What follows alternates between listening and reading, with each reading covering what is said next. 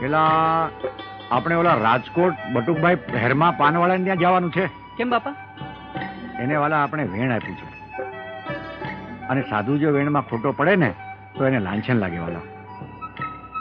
આપણે અહીંથી સીધા વ્યા જઈ બટુકભાઈ ત્યાં, અને ત્યાંથી જાવું આપણે બગદાણે. બરોબર ને? હાલો. સીતારામ.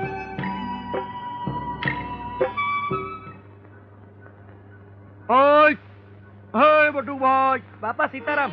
સીતારામ સીતારામ વાલા. અરે બાપા, આમ અચાનક મને કેવડાવ્યું હોત તો હું તેડવા આવત. હવે વાલા તમને વેણ આપ્યું તું, પછી તમને તેડવા બોલાવાય? આવી ગયો, મારા રામની ઈચ્છા થઈ એટલે આવી ગયો તમારા ઘરે. ભલે બાપા, હાલો અંદર. શું છે બટુકભાઈ? અમે ગયા તા હતાધામ, એટલે પછી રસ્તામાં તમે યાદ આવ્યા. હા એટલે આવી આવ્યા. બાકી હવે મોજમાં?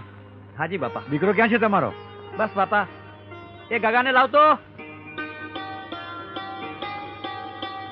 આપનો જ દીધેલ છે બાપા. અરે વાલા, ઈશ્વરનો, મારા રામનો આપેલો ભાઈ.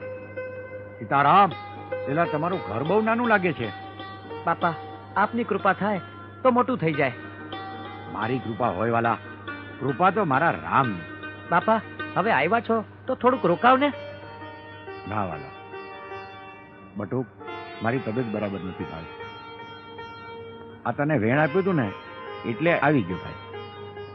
મારા રામનો હુકમ થાય તો વળી પાછો આવીશ, અને આપણે મોજ કરશું. સીતારામ બાપા. સીતારામ. સીતારામ બેટા, સીતારામ. સીતારામ. લ્યો બટુકભાઈ. હા બાપા. અમે રજા લઈએ. ભલે બાપા. સીતારામ વાલા. સીતારામ બાપા. હવે તમે મઢીએ ક્યારે આવશો? આપનો હુકમ થાય એટલે આવી જશું. તમે મઢી આવો ને એટલે મારે આ બંડી દેવી છે. ભલે બાપા. સીતારામ બેટા. સીતારામ બાપા. સીતારામ બેટા. હે સીતારામ.